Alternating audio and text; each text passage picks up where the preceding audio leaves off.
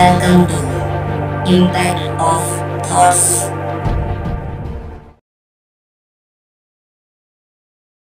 तो देखिए, बहुत से बच्चों के लिए मैथ्स का क्या मतलब है।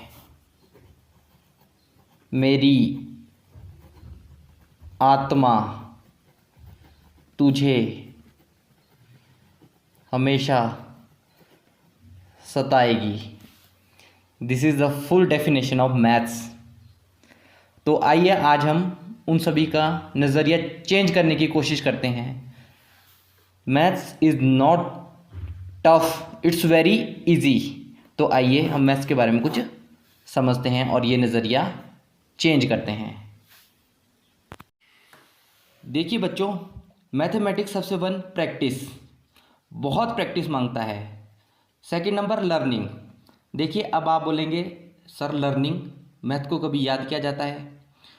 तो लर्निंग का बोलने का मीन्स है जैसे a प्लस बी का होल स्क्वायर होता है A square plus B square plus 2ab। तो आपने इसको याद किया है ना, इसको याद किया है।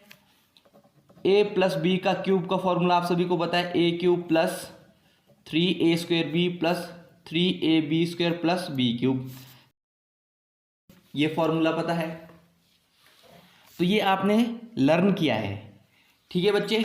अब आपको ये भी पता है a प्लस बी का whole square a plus B into A plus B.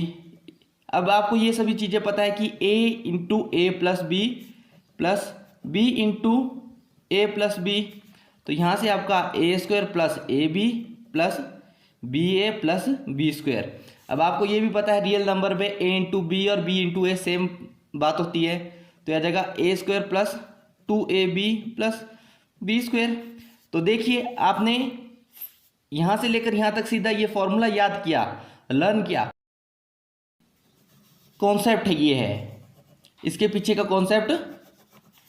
तो देखिए अब आपको हर बार ये स्टेप ना करने पड़े, तो आपने यहाँ से सीधा इसको यहाँ तक याद कर लिया। तो लर्निंग कैपेसिटी आपकी बहुत होनी चाहिए मैथमेटिक्स के लिए। अब रीजनिंग देखिए, अब आप हर जगह इसको होता है कॉन्सेप्ट a प्लस बी का स्क्वायर। अब आपको पता है स्क्वायर का मीन्स होता है कि उस चीज़ को डबल बार मल्टीप्लाई करना है। तो ये है कॉन्सेप्ट, ठीक है। तो अगर इस कॉन्सेप्ट का पता है तो आप इस कॉन्सेप्ट पे जितने भी आपके फॉर्मूलाज या कोई भी, जैसे ये a प्लस बी क्यूब है, तो अब आपको पता है a प्लस बी का क्यूब का मतलब होता है a plus B into A plus B into A plus B. तो आप इसका फॉर्मूला आराम से निकाल सकते हो, ठीक है। बट इसमें आपको टाइम, अगर आपके एग्जाम में कोई क्वेश्चन आया है और आप उसको इस तरह से कर रहे हो तो वो क्या टाइम कंज्यूमिंग है। तो इसीलिए कहा जाता है कि लर्निंग, अगर आपको ये फॉर्मूला याद है तो इसमें टाइम नहीं लगेगा। अब आपको मैंने बोला रीजनिंग। अब देखिए मैथमेटिक्स रीजनिंग मांगता है कि अगर आपने किसी चीज़ का यूज़ किया, मान लो अब आपको मैं एक प्रॉपर्टी बताता हूँ, ये कोई ट्रायंगल है, आइसोसेलेस ट्रायंगल है। तो आइसोसेलेस ट्रायंगल सबसे पहले तो पता होना चाहिए, आइसोसेलेस ट्रायंगल वो होते हैं जिसमें ट्रायंगल्स की दो साइड्स इक्वल होती हैं, ठीक है।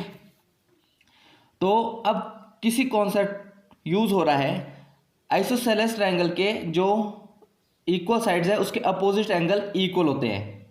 यानी अगर मैं इधर A B is equal to A C बोल दूं तो angle A B C is also equal to angle A C B, ये सभी ने पढ़ा है। तो दिस इज, अब मान लो किसी क्वेश्चन में इस टाइप का कॉन्सेप्ट यूज हो रहा है, ठीक है। अब जिस बच्चे को इस कॉन्सेप्ट के बारे में पता नहीं है तो वो यूज भी नहीं कर पाएगा। और रीजनिंग, अगर किसी कॉन्सेप्ट, ये कोई कॉन्सेप्ट है मान लो आपका, अगर ये कॉन्सेप्ट में यहाँ यूज हो रहा तो इसमें वाई का क्वेश्चन डेवलप होता है, ऐसा क्यों हो रहा है।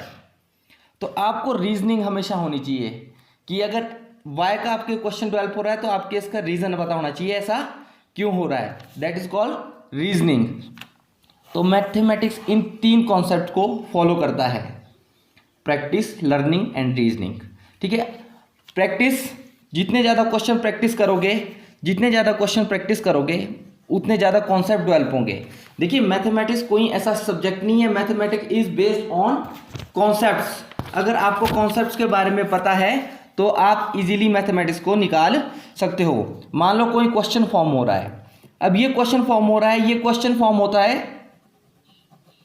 कॉन्सेप्ट के बेस पे, ये क्वेश्चन फॉर्म होता है कॉन्सेप्ट के बेस में। अब 10th क्लास में आपके फाइनल अगर एग्जाम होते हैं तो आप बोलते हैं कि सर क्वेश्चन तो बाहर से आया था। क्वेश्चन बाहर से नहीं आते हैं, ठीक है। जिन्होंने क्वेश्चन फॉर्म किए उन्होंने आपकी बुक से ही क्वेश्चन फॉर्म किए। उन्होंने जस्ट क्या किया, 3-4 कॉन्सेप्ट को मिक्स करके एक क्वेश्चन फॉर्म कर दिया, उसके बेस पे एक क्वेश्चन फॉर्म कर दिया। अगर आपको ये 3-4 कॉन्सेप्ट आते हैं तो आप उस क्वेश्चन को इजीली कर लेते हो, अगर नहीं आते हैं तो नहीं कर पाओगे। अब दूसरा क्वेश्चन है कि ये कॉन्सेप्ट कैसे डेवलप होंगे। देखिए आप एक क्वेश्चन करते हैं, उसमें एक कॉन्सेप्ट यूज़ हो रहा है, जैसे आपको a³ माइनस b³ का फॉर्मूला पता है, a minus B A square plus A B plus B square, this is the formula, ठीक है। अगर आपको इस फॉर्मूले के बारे में पता है या फिर इस कॉन्सेप्ट, इसको कॉन्सेप्ट बोला जाएगा, इस कॉन्सेप्ट के बारे में पता है कि इसको इस तरह से ओपन किया जा सकता है। अब देखिए आप क्वेश्चन 1 यूज़ कर रहे हैं, अब आप में ये वाला फॉर्मूला और ये वाला कॉन्सेप्ट उसमें यूज़ हो रहा है। तो देखिए आप क्वेश्चन 2 कर रहे हैं, उसमें a² minus B square equal to a minus B into A plus B, ये यूज़ हो रहा है। आप कोई तीसरा क्वेश्चन कर रहे हैं, उसमें एलसीएम यूज़ हो रहा है। आप कोई चौथा यूज़ कर रहे हैं, उसमें कोई और कॉन्सेप्ट यूज़ हो रहा है, ठीक है। तो अब देखिए जो एग्जामिनर करे क्या करेगा, 1 2 3 4, जो ये 4 क्वेश्चन आपने जिस कॉन्सेप्ट पे किए उनसे एक क्वेश्चन फॉर्म कर देगा, यानी ये सारे कॉन्सेप्ट एक ही क्वेश्चन में डेवलप कर देगा। तो अगर आपने ये क्वेश्चन प्रैक्टिस किए हैं तो यानी ये कॉन्सेप्ट भी प्रैक्टिस किए, और आपने अगर ये कॉन्सेप्ट ध्यान से पढ़े हैं, आपने क्वेश्चन को रटा नहीं है, आपने क्वेश्चन के कॉन्सेप्ट पे जाके काम किया है, तो ये वाला क्वेश्चन इजीली हो जाएगा। तो आजकल क्या है, आजकल अगर आपको कोई टीचर पढ़ाना शुरू करे कि भाई कॉन्सेप्चुअल आपको स्टडी करवाए, तो आपको वो टफ लगता है, आप बोलते हैं हमें क्वेश्चन करने हैं। देखिए क्वेश्चन करने से आप इतने डेवलप नहीं होंगे जितने आप कॉन्सेप्ट करने से होंगे। तो सेकंड में आता है mathematics is very boring, mathematics is very boring. देखिए तो यहाँ से बच्चों की फ्रस्ट्रेशन का पता चलता है कि कितने बच्चे फ्रस्ट्रेटेड हैं मैथमेटिक्स से।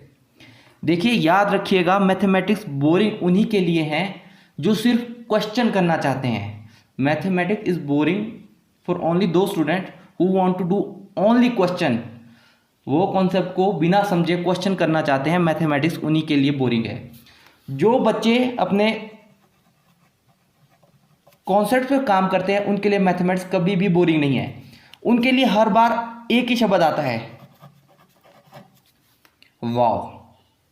अगर कोई क्वेश्चन वो यूज करते हैं या क्वेश्चन को सॉल्व करते हैं और उसमें कोई अच्छा कॉन्सेप्ट है तो उनके मुंह से यही आता है वाव, बिकॉज क्योंकि उन्होंने क्वेश्चन को कॉन्सेप्ट से समझा है। अगर किसी ने सिर्फ क्वेश्चन को रटा है या फिर क्वेश्चन को करने की सोची है तो उनको कभी भी वाव वाला शब्द नहीं आएगा, और अगर वाव वाला शब्द नहीं आया तो math is boring.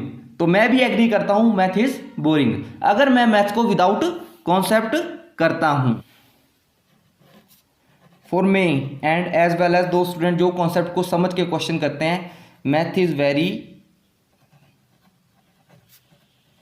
Very interesting, math is very interesting.